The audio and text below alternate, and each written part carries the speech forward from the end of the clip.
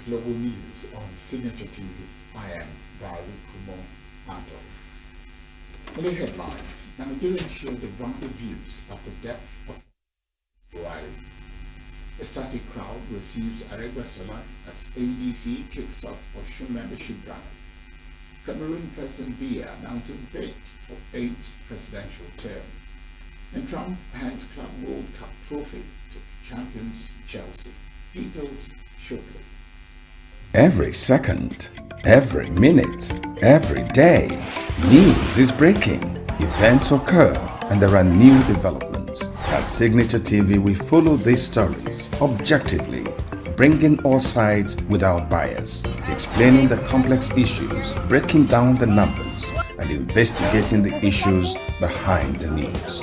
Anywhere and everywhere, near or far, wherever the news is, we will be there. Signature TV.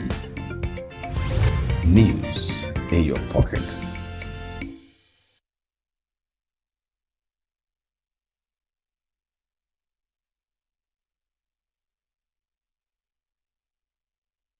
Nigerians on Sunday reflected on the death of former President Muhammadu Buhari, who died in London at the age of 82. The bereaved, the family at large, at least my condolence to them. So Buhari has played his own part. No one is a saint, you understand? We are missing Buhari now when the president is in place. So I can still tell you for the truth, we are still missing Buhari. I can never say a good thing or anything, and I cannot even waste my prayer on Buhari because I cannot say anything. I cannot see anything or maybe remember anything that this man has done during his tenure. Buhari led Africa's most populous country from 2015 to 2023 and was the first Nigerian president to oust an incumbent through the ballot box. He first led the country as a military ruler after a coup in the 1980s. He earned a devoted following for his brand of anti-corruption politics. He referred to himself as a converted Democrat and swapped his military uniform for kaftans and prayer caps. Buhari took power as Nigeria was reeling from jihadist group Boko Haram's kidnapping of nearly 300 schoolgirls from the northeastern town of Chibok. President Bola Tinubu has declared a 7-day national mourning period following the death of former President Muhammadu Buhari, who passed on Sunday. In a condolence message released Saturday, President Tinubu directed that all national flags across Nigeria be flown at half-mast for 7 days, beginning Sunday, as a sign of respect for the late leader. The president also announced that an emergency session of the Federal Executive Council (FEC) will be held on Tuesday to formally honor Buhari's memory. The federal government will organize a state funeral for the former president, who is scheduled to be buried Monday in his hometown of Daura, Katsina State. News of his passing was confirmed on Sunday by his former spokespersons Garba Shehu and Bashir Ahmed in separate statements shared on social media platform X. Following the announcement, Vice President Kashim Shettima and the President's Chief of Staff Femi Gbajabiamila Sunday night left for London to oversee the repatriation of Buhari's remains back to Nigeria. Former Vice President Yemi Osinbajo has described the late former President Muhammadu Buhari as a true patriot whose life was marked by discipline, honesty, and a deep commitment to national service. Reacting to the news of Buhari's death on Sunday, Osinbajo, in a statement he personally signed, said he and his wife, Dolakbo, were deeply saddened by the loss. He revealed that he had spoken with Buhari's wife, Aisha, and son, Yusuf, to express their condolences and solidarity with the family. He prayed for comfort for the Buhari family and all Nigerians mourning the former leader. Buhari served as Nigeria's president from 2015 to 2023, with Osinbajo as his vice president throughout the 2 terms. The Speaker of the House of Representatives, Abbas Tajuddin, expressed profound shock at the passing of ex-President Muhammadu Buhari. Describing Buhari as one of Nigeria's most patriotic figures, Abbas praised his lifelong dedication to service. In a statement via his media aide, Musa Krishi, Abbas highlighted Buhari's reputation as an incorruptible officer and leader whose simplicity and integrity earned him nationwide respect. He noted Buhari's unique achievement of serving as both military head of state and democratically elected president. Abbas also recalled Buhari's strong following in the north, derived from his disciplined character, and acknowledged his pivotal role in forming the All Progressives Congress APC, which ended 16 years of PDP rule in 2015. He lamented that Buhari, who had returned to private life after 8 years in office, has now taken his final rest.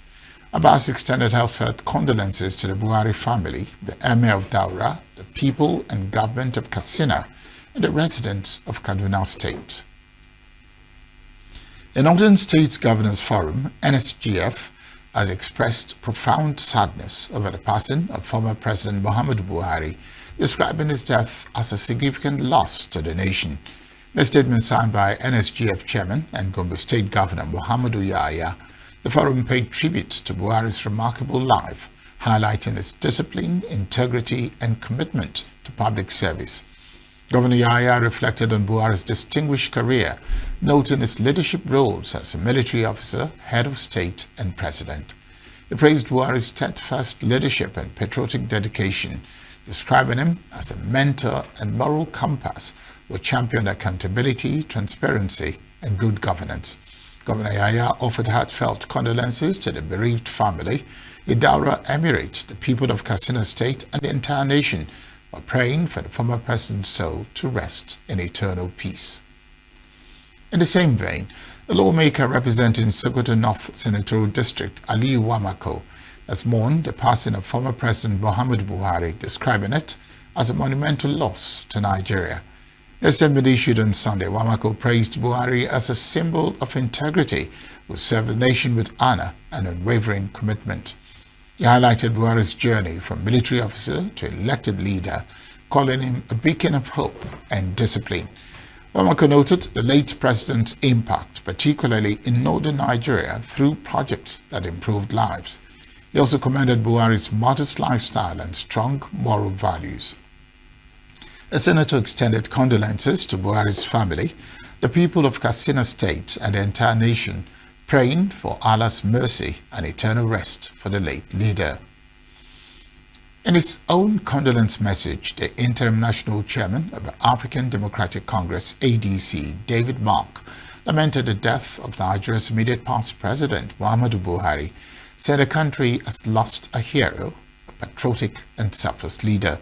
Mark, a former Senate president, said Buhari died at a critical time when Nigeria needed his fatherly advice to navigate the murky waters of national leadership.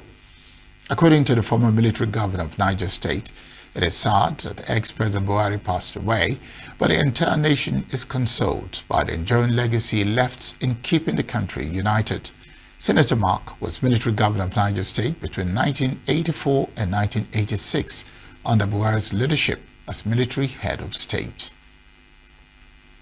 Former President Goodluck Jonathan has expressed deep sorrow over the death of former President Muhammadu Buhari, describing him as a courageous leader who served Nigeria with integrity and a strong sense of patriotism. In a condolence message released on Sunday, Jonathan noted that Buhari was widely respected across different segments of his society for his honesty, discipline, and commitment to national service. Similarly, Labour Party leader and former presidential candidate Peter Obi has mourned the passing of Buhari. Obi described the late president's death as a profound loss, not just for his family and close associates, but for the entire nation. He extended his sincere condolences to Buhari's wife, children, extended family, and all Nigerians grieving the loss of a former head of state. Kebbi State Governor Nasiru Idris has expressed deep sorrow over the death of former President Muhammadu Buhari, describing him as a statesman whose leadership left a lasting impact on Nigeria's development. In a condolence message released on Sunday, Governor Idris said he received the news of Buhari's passing with profound sadness. The governor extended his condolences to the Buhari family, friends, and all Nigerians, describing the moment as a difficult time for the nation. He also prayed for the repose of the former president's soul. The Coalition of United Political Parties, CUPP, has also expressed its sorrow over the passing of former President Muhammadu Buhari. In a statement on behalf of the group, the Secretary, Peter Ame, said that despite the differences as opposition members of the coalition acknowledged the services of the late president to Nigeria and the challenges he faced in leadership. Ame extended the condolences of CUPP to the family and all Nigerians in the moments of grief, saying the loss serves as a source of sober reflection for all leaders. And those in office to use their time to provide basic necessities such as qualitative healthcare facilities to improve the lives of Nigerian citizens, especially when blessed with abundant goodwill. In the same vein, the Economic Community of West African States, ECOWAS, and the Northern Chapter of the Christian Association of Nigeria, CAN, have mourned the death of former President Muhammadu Buhari, praising his legacy in national leadership and regional integration. In a statement on Sunday, ECOWAS Commission President Omar Toure described Buhari as a distinguished statesman who advanced democracy and cooperation in West Africa. Northern CAN Chairman Joseph Hayab called Buhari a father figure whose leadership shaped Nigeria's political history, acknowledging his roles as both military and civilian leader. Hayab extended condolences to the Buhari family and praised President Tinubu for declaring national mourning and sending Vice President Shettima to accompany Buhari's remains from the UK. He urged Nigerians to honor Buhari's memory with unity and peace. Up ahead, Abia Obedient Movement plans 1 million march to mark Obi's 64th birthday. Adamawa confirms hacking of Governor Finteri's X account. Details of these and more after the break. Every second, every minute, every day, news is breaking. Events occur and there are new developments. At Signature TV, we follow these stories objectively, bringing all sides without bias, explaining the complex issues, breaking down the numbers, and investigating the issues behind the news. Anywhere and everywhere, near or far, wherever the news is, we will be there. Signature TV. News in your pocket. A large number of supporters on Sunday received the interim national secretary of the African Democratic Congress, Rauf Aribasala, in Osogbo, Osun State, as the party begins a membership recruitment drive in the state. Aribasala, who served as governor in Osun State between November 27, 2010 and November 27, 2018, recently emerged as the interim national secretary of a newly formed coalition that has adopted ADC as its platform.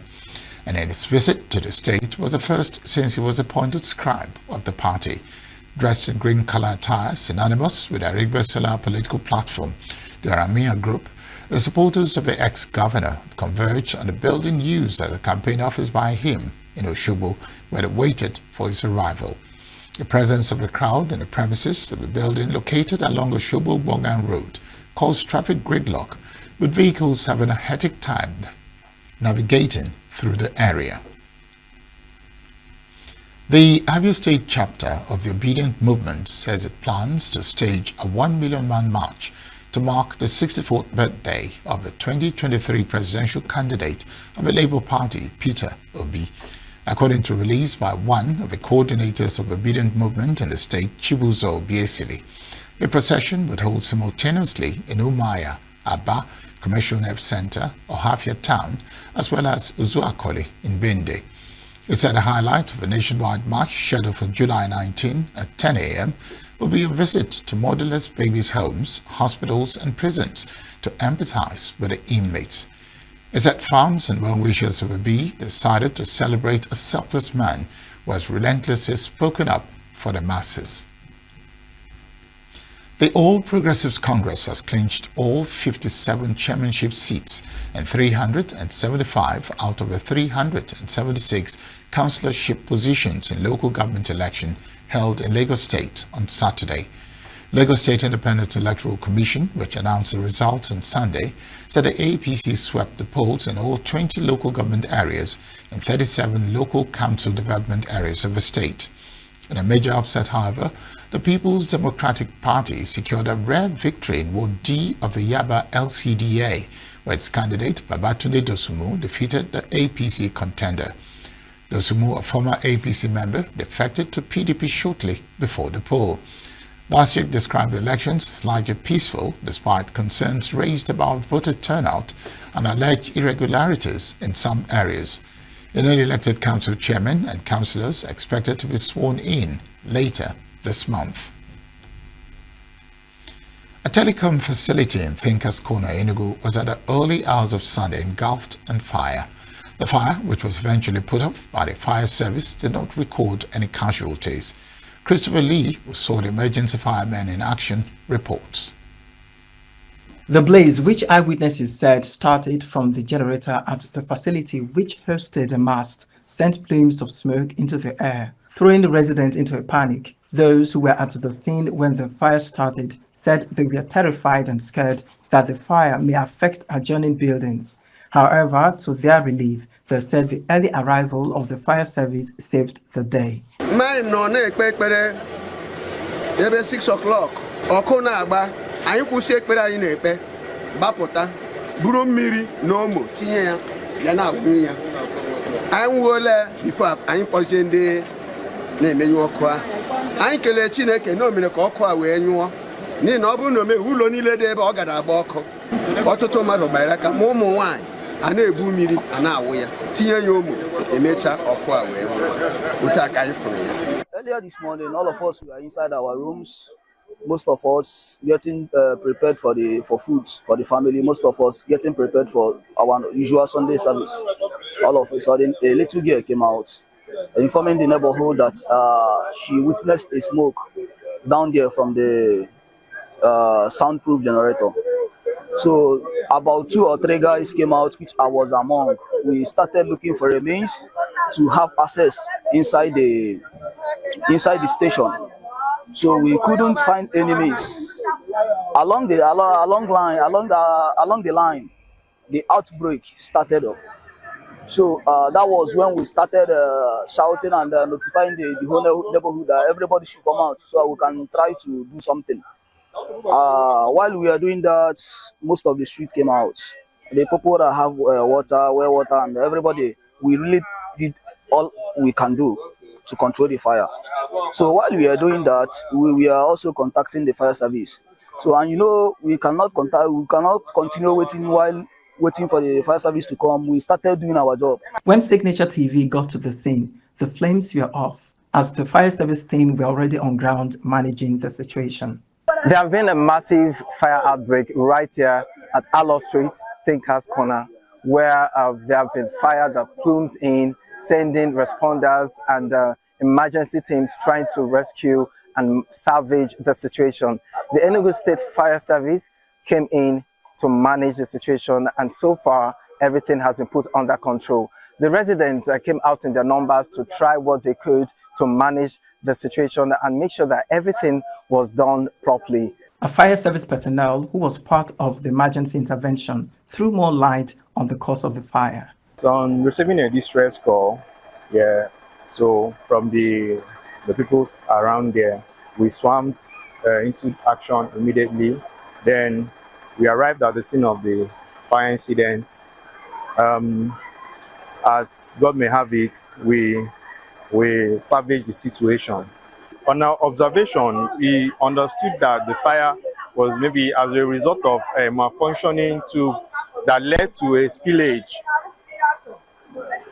It was led by a spillage, maybe a gas spillage, because we saw a gas spillage spilling out, which could have prompted the fire. Efforts to speak to owners of the facility proved abortive, as none of the officials were on hand at the site. This incident highlights the importance of regular maintenance and safety measures to prevent such tragedies in future. Christopher Lely, reporting for Signature TV. The Imo State government has confirmed the hacking of Governor Amadu Finteri's X account. The governor's chief press secretary, Umwashi Wonosikau, who made the confirmation address to the general public to disregard any posts or messages emanating from the hacked X account of the governor. Monosiko said the state government is working diligently to recover the account and restore its integrity, and apologized for any embarrassment or inconvenience caused by the actions of the hackers. He asked the public to be aware that any official statements or announcements from the governor's office were made through verified and official channels. The Senate has said it cannot reinstate Natasha Akpoti-Uduaghan until it considers the contents of a certified true copy (CTC) of the court judgment in the case involved with her and the Senate President Godswill Akpabio. The Chairman, Senate Committee on Media and Public Affairs, Yemi Adaramodu, stated this in an interview on Sunday in Abuja. Akpoti-Uduaghan has been suspended for 6 months amid sexual harassment allegations she had made against Akpabio.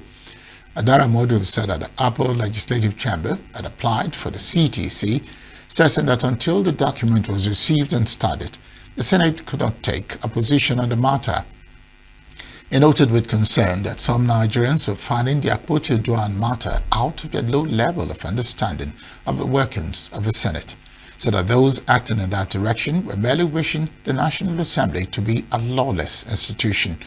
According to him, if it is established that the Senate can reprimand an offending senator, that it is not in their books how many days or hours such a senator can be sanctioned, then it is at the discretion of the Senate to apportion a period for the suspension of a member being reprimanded. Landowners whose property were acquired for the establishment of a federal university in Wukari have raised concerns over the prolonged non-payment of compensation by the Taraba state government, alleging that the delay has led to widespread hardship in the area. In a statement issued to journalists in Jalingo on Sunday, the landowners, through their solicitor, PM Shanga, lamented that a continued delay has driven many into hunger and poverty, while forcing some students in the host community to drop out of school due to financial constraints.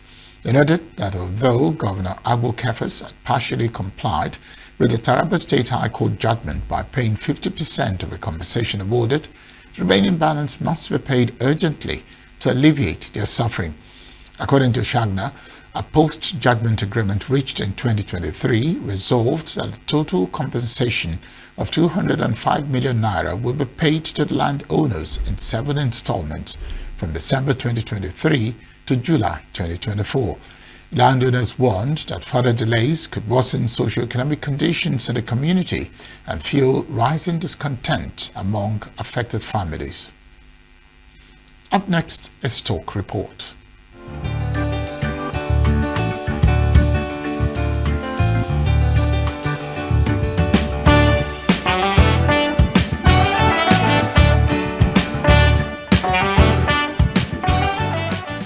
The Nigerian stock market extended its bullish run into the second week of July, closing the week with remarkable gains. The benchmark all-share index ASI surged to 126,149.57 points, marking a 3.95% increase from the previous week.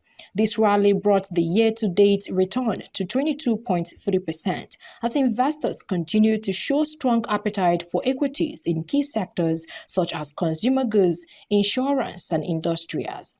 Market capitalization crossed the 79.8 trillion naira threshold for the first time in history, reaffirming the NGX's strong performance and positioning it among Africa's top-performing exchanges so far in 2025.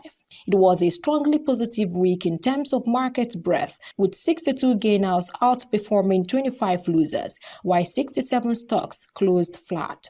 This broad participation suggests growing investor confidence, particularly in value stocks and mid-cap equities. Trading activities remained robust. Investors exchanged a total of 1.39 billion shares, representing a market value of 30.55 billion naira across 33,399 deals. Though slightly lower than the previous week's volume, the sustained turnover indicates continued market engagement and portfolio repositioning ahead of second quarter corporate earnings. Despite the overall bullish trend, some equities experienced declines, mostly due to profit-taking and sectoral rotations. Among the worst hit was Learn Africa, which lost 8.66% to close at 6.01 naira after weeks of price appreciation. Tantalizers, Prestige Assurance, and Regency Alliance Insurance also featured among the week's top decliners, with losses ranging from 5% to over 6%. These were largely micro-cap stocks affected by speculative sell-offs and low liquidity. On the flip side, several stocks hit their maximum allowable weekly gains. Guinness Nigeria PLC led the rally with a full 10% gain, closing the week at 96.80 naira as renewed buying interest surged following recent corporate disclosures. Other top gainers included Cadbury Nigeria, NIM Insurance, and Consolidated Hallmark Holdings, all recording double-digit percentage gains.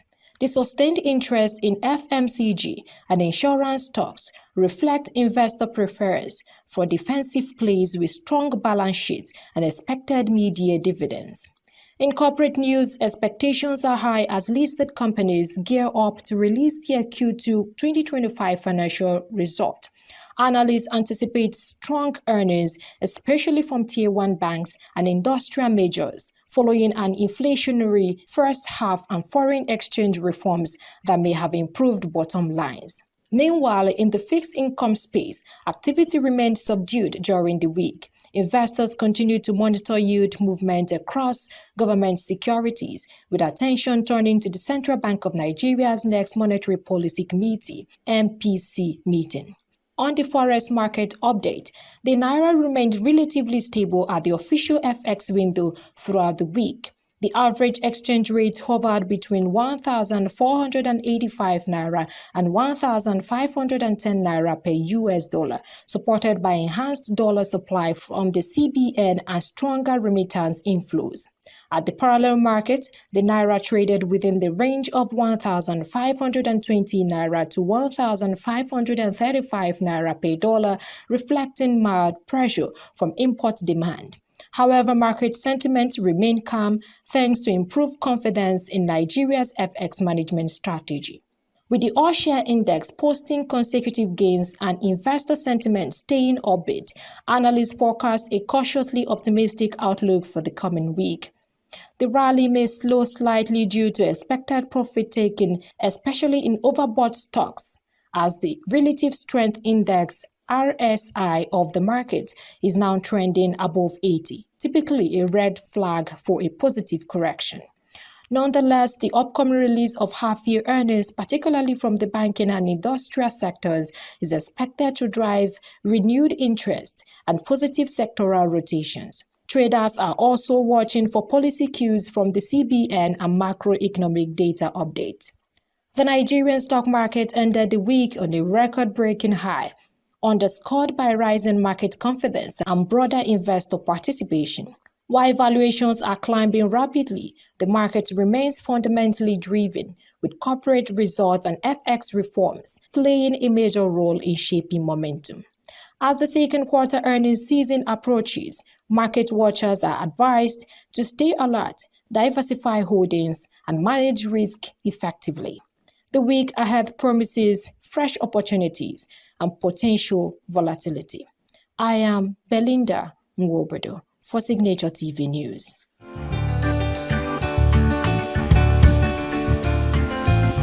Still to come, France Macron announces plan to accelerate military spending. Israeli missile hits Gaza, children collecting water. Do stay with us. Every second, every minute, every day, news is breaking. Events occur and there are new developments. At Signature TV, we follow these stories objectively, bringing all sides without bias, explaining the complex issues, breaking down the numbers, and investigating the issues behind the news. Anywhere and everywhere, near or far, wherever the news is, we will be there. Signature TV. News in your pocket. Cameroon's 92-year-old President Paul Biya has announced it will run for an 8th term in October 12, 2025 election, according to a post from his office on X. Biya, in power since 1982 and the world's longest-serving head of state, was re-elected in 2018 with over 71% of the vote, though the election faced allegations of irregularities. The 2008 constitutional change removed term limits, allowing Biya to extend his rule. His health remains a concern, with a 42-day absence from public view in 2024 sparking speculation. I would also thank you warmly for initiating our gathering. It enables us to re-examine and easily accept our common history, and to reassert our desire to rebuild our future more than ever. The Boko Haram problem isn't just a Nigerian one, it has become regional if not continental. We are here to declare war on Boko Haram and we will defeat these terrorists. Candidates have 10 days to submit applications within the July 11 decree setting the election date. Among the contenders is Tourism Minister Bello Magari, a former Prime Minister and Biya ally. Opposition parties continue to criticize the electoral process and call for independent monitoring, especially as voter turnout is expected to be low in conflict-hit Anglophone regions. French President Emmanuel Macron on Sunday announced a plan to push forward France's defense spending, pledging to double the military budget by 2027, 3 years earlier than originally planned in response to a complex geopolitical moment. France had aimed to double its defense budget from 2017 levels by 2030. However, Macron pledged to reach the target by 2027. A military budget that stood at 32 billion euros in 2017 will rise to 64 billion euros by 2027, with an additional 3.5 billion euros allocated for next year and another 3 billion euros in 2027. He said accelerated spending, which comes as France is struggling to make 40 billion euros in savings in its 2026 budget, will be paid for by increased economic activity. The Armed Forces budget in 2017 was 32 billion euros. The current military planning law will add an additional 3.5 billion euros in 2026 and an additional 3 billion euros the following year. We will therefore devote 64 billion euros to our defense in 2027. This is double the budget the armed forces had in 2017. In any case, we refuse to allow this rearmament to involve debt. Our military independence is inseparable from our financial independence. It will therefore be financed by more activity and more production. Have a look again at the acceleration of events in recent months, the bombing on Iran, the fighting between India and Pakistan, with arguably one of the most intense air battles in recent decades, the ups and downs in American support for Ukraine, and the trade war between allies in this same context. Yes, we are witnessing the return of the nuclear phenomenon, the proliferation of major conflicts. And basically, let's be simple. To be free in this world, you must be feared. To be feared, you must be powerful. For this, the nation must be stronger, because it is up to the nation, above all, to defend the nation. Said Prime Minister François Bayrou would provide more details in an address on his plans for the 2026 budget on Tuesday. Bayrou is facing an uphill battle to steer billions of euros worth of savings through a bitterly divided parliament, as France strives to lower its budget deficit to keep EU bean counters and foreign investors at bay. German Chancellor Friedrich Merz on Sunday said he would work intensively with French President Emmanuel Macron and European Commission President Ursula von der Leyen to resolve the escalating trade war with the United States.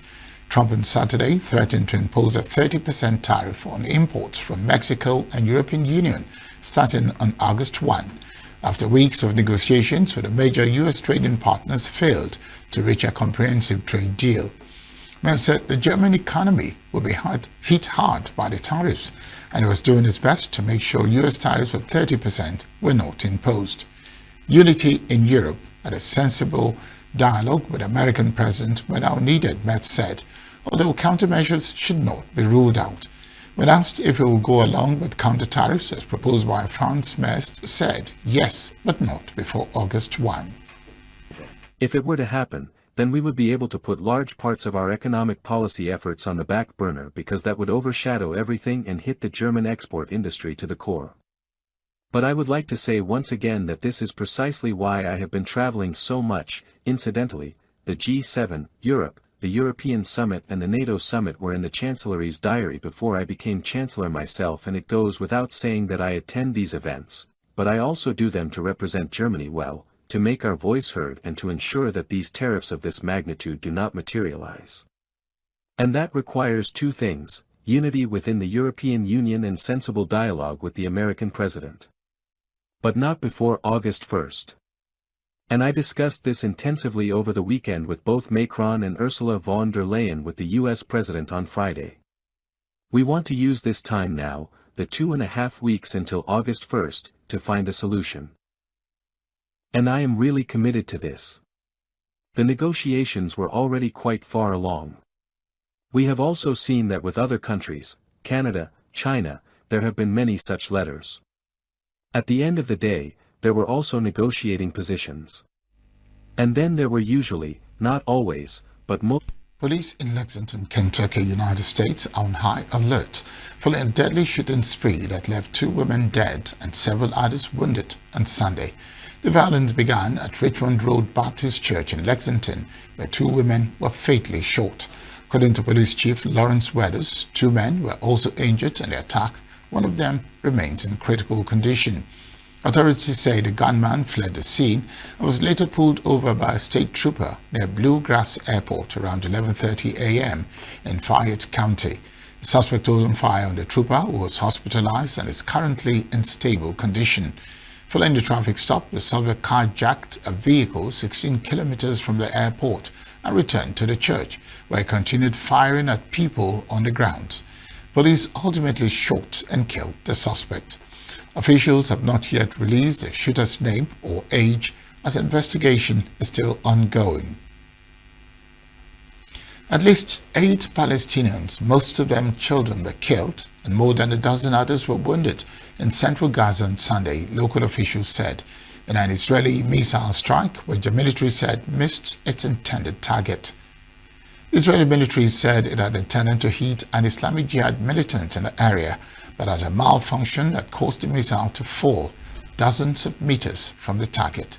The strike hit a water distribution point in Nuseirat refugee camp, killing 8, including 6 children, and injuring 17 others, said Ahmed Abu Sayed, an emergency physician at Al-Awada Hospital. 9 a.m., we were alarmed by the influx of patients after a missile hit a water distribution point. Most of the injured were children and women. We treated 17 patients, including 7 children. The patients suffered from various injuries, including splinters and fractures, which were treated initially. However, we are certainly experiencing a health crisis and a shortage of medical and health resources due to the stifling blockade on the Gaza Strip. In addition, there were 8 martyrs, including 6 children. Water shortages in Gaza have worsened sharply in recent weeks, with fuel shortages causing desalination and sanitation facilities to close, making people depend on collection centers where they can fill up their plastic containers. Meanwhile, Israeli protesters gathered outside the office of Israeli Prime Minister Benjamin Netanyahu in Jerusalem on Sunday, demanding the return of the remaining 50 hostages still being held in Gaza. Protesters said time was running out and chanted while holding banners bearing pictures of the hostages. Shay Dixon, a cousin of Gamal Gatz, one of the hostages killed in Gaza, told the crowd that waiting for the hostages to be released from Gaza meant the difference between life and death for many, including a cousin. American-Israeli John Goldberg Paulin, whose son Hesh was also killed while being held in Gaza, called on U.S. President Donald Trump to help get a deal to return the remaining hostages. The Prime Minister recently told the families to be patient. He told the families tomorrow, the day after tomorrow. Prime Minister, I want to remind you of the difference between tomorrow and the day after tomorrow. For Emily Damari and Romy Gonen, the difference between tomorrow, when hostages were released, and the day after tomorrow, when the deal collapsed, was 480 days in captivity. For Eden Yerushalmi and my own flesh and blood, Carmel Gat, it was the difference between life and death. To President Trump and Mr. Witkoff, we all thank you. You brought home 33 of our brothers and sisters, and we know you can do more. And we want you to know that the overwhelming majority of the people of Israel have spoken loudly and clearly. We want to do a deal, even at the cost of ending this war, and we want to do it now. And we are praying and hoping that you will help get it done. Thank you. A family who lost a teenage son in a fatal Air India crash last month spoke on Sunday of their struggles with burn injuries and further loss following the accident. Akash Patni, 14, was killed on the ground when Air India A171 crashed into a medical student hostel in Ahmedabad on June 12. Patni's mother, Sita Patni, was working in a tea stall near the site, suffered large burns on her face and arms. Despite efforts to save her son, she said the wing of the crashed aircraft fell where it was located, causing an extensive fire in the area. Father of Akash, Suresh Patni, told Reuters that his own father recently died from shock following his grandson's death in the crash. Suresh Patni explained that he has been unable to return to his job as a rickshaw driver while his wife is undergoing medical treatment and his family recover from the loss of his son and Suresh's father.